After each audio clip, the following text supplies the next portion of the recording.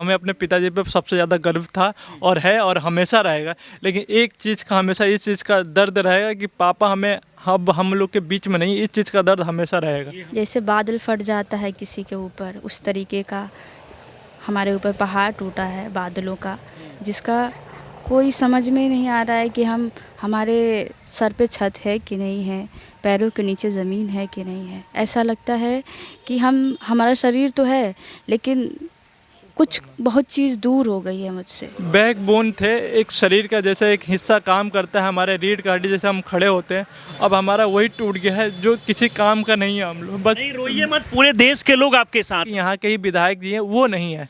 आज जरा सोचिए कितना ज़्यादा दुर्भाग्य की बात है कि देश का एक जवान जो है देश की सेवा करते करते और वो शहीद हो जाता है, लेकिन जब पार्थिव शरीर आता है तो यहाँ के विधायक और अधिकारी भी नहीं है। जब यहाँ के जनप्रतिनिधि ही नहीं आए तो हमें कौन ऐसा आदमी है जो हमें दिलाएगा। देखिए, बिहार के सिवान जिले के रहने वाले सीआरपीएफ जवान हरिनाथ राम जो कि जम्मू कश्मीर में ड्यूटी कर रहे थे और इसके बाद अचानक से खबर आता है कि वो जम्मू कश्मीर में आतंकियों से मुठभेड़ में वो शहीद हो गए। इसके बाद कल देखा गया कि उनके पैतृक गांव में जो कि गोरिया कोठी में पड़ता है, गोरिया कोठी के जामू में पड़ता है, और यहाँ पर जब उनका पार्थिव शरीर पहुँचा तो उसके बाद से पूरे गाँव में कहीं ना कहीं सन्नाटा देखने को मिला। हमारे साथ परिवार के लोग जुड़े हुए हैं। जब यहाँ पर हम आए तो इन लोगों में नाराजगी देखा जा रहा था, क्योंकि खासतौर पे देखा जाता है कि कोई भी जवान जब शहीद होते हैं, उनका पार्थिव शरीर जब गांव में आता है तो वहां पर तमाम नेता जो है वो श्रद्धांजलि देने के लिए आते हैं। लेकिन दुर्भाग्य की बात यहाँ के बारे में ये है कि यहाँ के विधायक से लेकर डीएम तक कोई श्रद्धांजलि देने के लिए यहाँ पर नहीं आए। खुद परिवार के लोगों से हम बात करेंगे। सुनीता देवी नाम है, उनसे बोला नहीं जा रहा है फिलहाल। गला बिल्कुल बैठा गला पूरा सूख गया है ना? सूख गया और एडिमा है, थोड़ा स्वेलिंग टाइप में है। बहुत ज़्यादा। कौन हुए उनके? हम इनके लड़के हैं। अच्छा, बड़े लड़के हैं? बड़े, सबसे बड़े लड़के हैं और ये हमारे सबसे बड़ी बहन है। अच्छा, घर में कितने परिवार? हम लोग 5 लोग थे। अब पिताजी अब है नहीं तो चार ही बोलेंगे। अब ये है, पिताजी अब नहीं है तो मतलब पहले से 5 लोग थे, अब 4 लोग हो गए परिवार में। जी हाँ। कैसे पता चला कि पिताजी का शहादत हो गया, कैसे पता चला? वो वहाँ के उनके यूनिट से लगभग 2:30 या 3 बजे के लगभग मम्मी को कॉल आया। फिर 3 बजे के लगभग जब मम्मी ने बात किया, उस टाइम हमारा छोटा वाला भाई भी फ़ोन किया, हमें बोला कि भैया बात करो कि यूनिट से ऐसे फ़ोन आया, क्या आप कह रहे हैं। तो हमने उनसे बात किया तो उस टाइम उन्होंने बस ये बोला कि बेटा जी आपके जो पिताजी हैं वो शहीद हो गए हैं। अच्छा, वहाँ से कॉल करके बताया गया।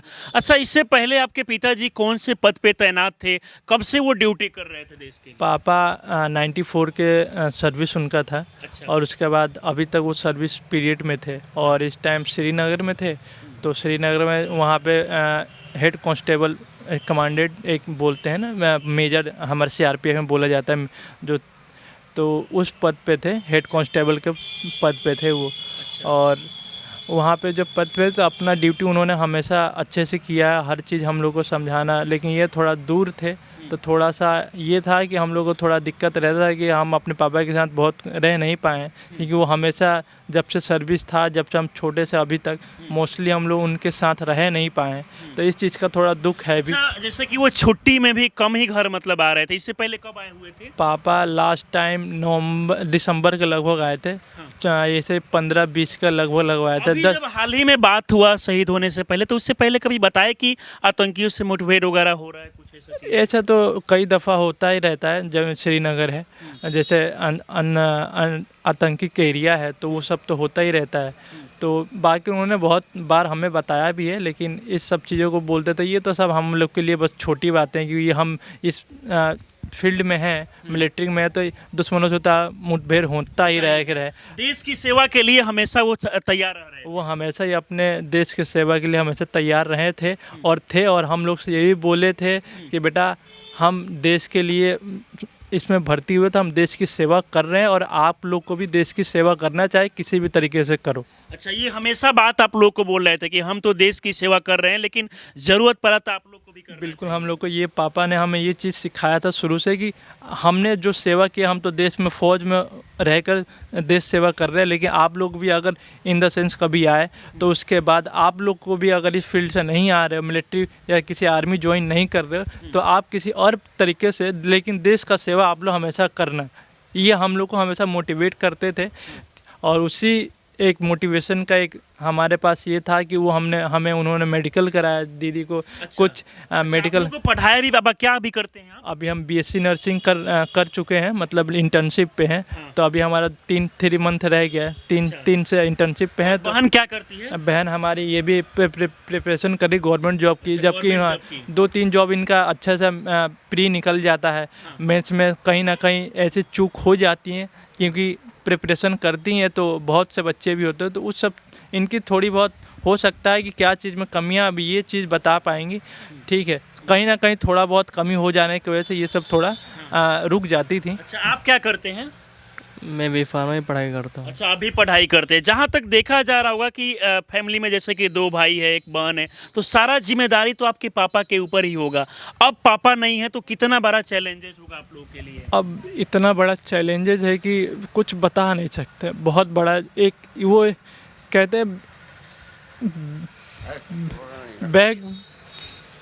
बैकबोन थे, एक शरीर का जैसे एक हिस्सा काम करता है, हमारे रीढ़ का हड्डी जैसे हम खड़े होते हैं, अब हमारा वही टूट गया है जो किसी काम का नहीं है। हम लोग बस नहीं रोइए मत, पूरे देश के लोग आपके साथ हैं, पूरे गांव समाज के लोग। ऐसा आपको कभी हिम्मत नहीं हारना है कि आपके साथ कोई है नहीं।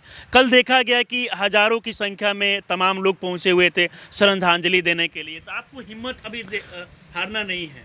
ये तो हमारे सब हिम्मत तो नहीं हार रहे हैं, पर लोगों का इतना सारा प्रेम और हमारे पापा का देशभक्ति जो उन्होंने देश के लिए किया और करते आ रहे थे अभी तक, इस चीज़ के वो सब लोगों का इतने जो सारे भ्रम जितने लोग थे उन सबका प्रेम और हमारे पापा के को प्रेम दिखाना एक अलग से भावुक कर रहा था हम लोग को कि हमने पापा हमारे जो चीज़ सिखा कर गए वो अब हम लोग को करना है कि ऐसा प्रेम और ऐसा सामने जब खुद से पापा का शौ को देखना, उसके बाद में सारा जो काम क्रिया होता है ये सब कुछ करना, गर्व भी महसूस कर रहे होंगे कि आपके पापा देश के लिए उनका शहादत हुआ। ये तो गर्व वाली बात तो थी, बहुत गर्व है और इस चीज़ से हम बिल्कुल मुकर नहीं सकते कि हमें गर्व नहीं। हमें अपने पिताजी पे सबसे ज़्यादा गर्व था और है और हमेशा रहेगा, लेकिन एक चीज़ का हमेशा इस चीज़ का दर्द रहेगा कि पापा हमें अब हम लोग के बीच में नहीं, इस चीज़ का दर्द हमेशा रहेगा। ये हमेशा रहेगा।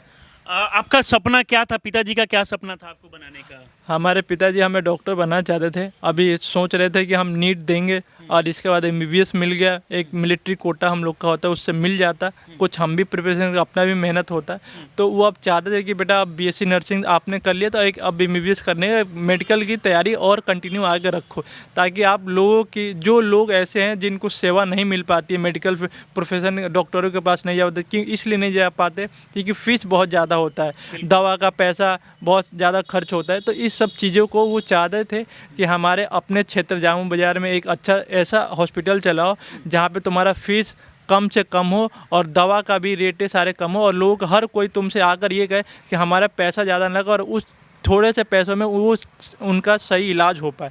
तो ये सपना था उनका और हम उस चीज़ के लिए हम कोशिश करेंगे और करेंगे। जहाँ तक देखा गया कि आपके पिताजी का जब पार्थिव शरीर यहाँ पर पहुँचा तो उसके बाद तमाम लोग गांव के आए, श्रद्धांजलि दिए। क्या कोई नेता मंत्री अधिकारी लोग आए यहाँ पर? नेता मंत्री तो अभी कोई ऐसा नहीं था। जो हमारे यहाँ के अपने जो एमएलए साहब थे, एमपी थे, वो तो जो जिनको हम लोगों ने वोट दिया वो लोग नहीं आए और हमने कई दफ़ा लोगों से हमारा उनका नंबर तो हमारे पास था नहीं, पर इस चीज़ का हमेशा दुख है और रहेगा। ये अब बहुत विधायक जी यहाँ के नहीं, यहाँ के जबकि यहाँ के ही विधायक जी हैं वो नहीं है। जरा सोचिए कितना ज़्यादा दुर्भाग्य की बात है कि देश का एक जवान जो है देश की सेवा करते करते और वो शहीद हो जाता है, लेकिन जब पार्थिव शरीर आता है तो यहाँ के विधायक और तक नहीं, डीएम अधिकारी भी नहीं है। डीएम सर को हमने कॉल किया, डीएम सर से बात भी हुई थी, उन्होंने कुछ लोगों को भेजा अपने ऑफिसरों को, ठीक समझाया और बोले बेटा जैसा आप इस समस्या मानते हो, उन्होंने हमें बहुत से चीज़ों को समझाया। समझाने के बाद बोले कि ठीक है, हाँ, इस दुख की घड़ी में अगर हमें समय मिले हम आएंगे ज़रूर। और उन्होंने उन्होंने एसडीएम मैडम को, सीओ साहब को और एसएसपी सर को भेजा था। आपका क्या नाम हुआ? मेरा नाम प्रियंका कुमारी है। आप क्या पढ़ाई करती है? जी अभी कौन क्लास में पढ़ाई कर रही है आप? मेरी ग्रेजुएशन पोस्ट ग्रेजुएशन दोनों कंप्लीट हो गया है। अच्छा। और मैं इस वक्त कंपटीशन की तैयारी कर रही हूँ। अच्छा, कहाँ से तैयारी करती है आप? मैं लखनऊ से तैयारी लखनऊ से तैयारी करती है। पापा, देखा जाता है कि एक बच्चे के ऊपर मतलब हमेशा पापा का छाया दिखाई देता है। मतलब पापा अगर नहीं रहे तो बड़ा कठिन होता है। कितना ज़्यादा दिक्कत होगा आपके लिए? बहुत चैलेंजेस होते हैं ज़िंदगी में, लेकिन इस चैलेंज को मैं फेस ही नहीं कर पा रही। इससे मेरा परिवार उभर नहीं पा रहा है। अब मुझे समझ में नहीं आ रहा है कि कैसे सब सॉल्व हो। जैसे बादल फट जाता है किसी के ऊपर, उस तरीके का हमारे ऊपर पहाड़ टूटा है बादलों का, जिसका कोई समझ में नहीं आ रहा है कि हमारे सर पे छत है कि नहीं है, पैरों के नीचे ज़मीन है कि नहीं है। इसका एहसास ही नहीं हो रहा है। ऐसा लगता है कि हमारा शरीर तो है, लेकिन कुछ बहुत चीज़ दूर हो गई है मुझसे, हमारे परिवार से। जो कि कहते हवा सांस लेने के लिए होती है, वो हवा हमारे शरीर से ख़त्म होता जा रहा है। पिताजी ही सबको पढ़ा रहे थे घर में? अभी सबको वही पढ़ा रहे थे। अभी तक कोई स्टेबल नहीं हुआ है मेरे परिवार में, और मैं सबसे बड़ी हूँ। और मैं भी नहीं हुई हूँ जिससे कि मैं अपनी फैमिली को सपोर्ट कर पाऊँ। और मेरे दोनों भाई अभी पढ़ते हैं। राज्य सरकार से कुछ मदद मिला? नहीं, अभी तक हमें राज्य सरकार से कोई मदद मिला नहीं है। और जब यहाँ के जनप्रतिनिधि ही नहीं आए तो हमें कौन ऐसा आदमी है जो हमें दिलाएगा? क्योंकि वही एक जनप्रतिनिधि होते हैं, वो आते और हम उनके सामने अपनी बातें रखते, तब तो हमें बिहार सरकार से कुछ भी हमें मिलता। ऐसा कोई रिप्रेजेंटेटिव नहीं आया था जिनके सामने हम बोले कि हमारा कुछ तो आप मदद करें। अपने से नहीं, उस समय हम लोग इस कंडीशन में भी नहीं थे कि हम उनसे कुछ चीज़ का डिमांड भी कर पाते, क्योंकि एक तो अलग दुख था, हमारे पिताजी गए थे और ऊपर से सामने उनका पार्थिव शरीर पड़ा हुआ। तो उस कंडीशन में हम उनसे क्या बोलते, क्या मांगते, ये सब हमें कुछ होश नहीं था। लेकिन जैसे हिम्मत कर अपना हिम्मत बांध कर वो सब कुछ हमने किया जितना हमसे मतलब करना चाहिए था। एक पार्थिव शरीर और शहीद श्रद्धांजलि, हम अपने पिताजी को श्रद्धांजलि देने के लिए जो भी हम कर सकते थे हमने वो सब किया। बाकी यहाँ के हमारे गांव के लोगों ने जितना मदद किया वो सबका एहसान रहेगा।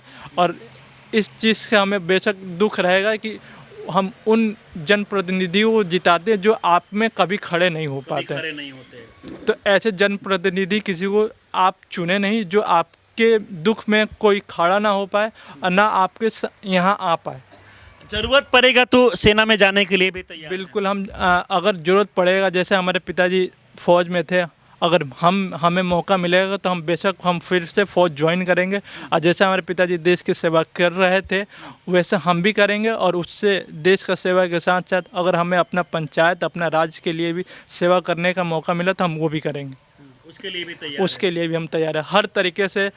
हमें इतना पता है कि हमें अपने देश का सेवा करना है, चाहे हम अपने गाँव का हो, चाहे अपने राज्य का हो, या हमारे पूरे भारत का हो। बाकी देखिए, इनके पिताजी जो है शहीद हो चुके हैं और इसके बाद में ये लोग देखिए पूरे गांव भर के लोग यहाँ पर जब उनका पार्थिव शरीर आया तो इस समय पहुँचे हुए थे, श्रद्धांजलि भी दिए। लेकिन नाराज़गी बस सरकार से है कि शहीद होने के बाद भी बिहार सरकार के द्वारा भी जो है मदद नहीं किया गया। और यहाँ के जो स्थानीय यहाँ के जो विधायक हैं वो भी यहाँ पर आके श्रद्धांजलि तक, मदद तो दूर की बात है, श्रद्धांजलि भी नहीं दिए। और इससे नाराज़गी है परिवार में, क्योंकि इकलौता वो घर को चला रहे थे। अब उनके जाने के बाद घर में कोई कमाने वाला नहीं है। कोई घर में अब कमाने वाला नहीं है? नहीं, अब कोई घर में कमाने, सारा मतलब खर्च वगैरह सब कुछ पिताजी कमा रहे थे, उसी से चल रहा था? सब कुछ उनसे ही चल रहा था। अच्छा, तो अब तो काफ़ी ज़्यादा टेंशन भी होगा कि कैसे अब घर परिवार चलेगा? बहुत टेंशन है। क्या लगता है कैसे घर परिवार चलेगा? अब सब कुछ छोड़ करके पहले घर परिवार देखेंगे। सब कुछ छोड़ करके ना। चलिए, बाकी इस पूरे वीडियो को देखकर आप लोग क्या सोचते हैं अपनी राय हमें ज़रूर दें। हमारे साथ जुड़े रहें। बहुत बहुत धन्यवाद।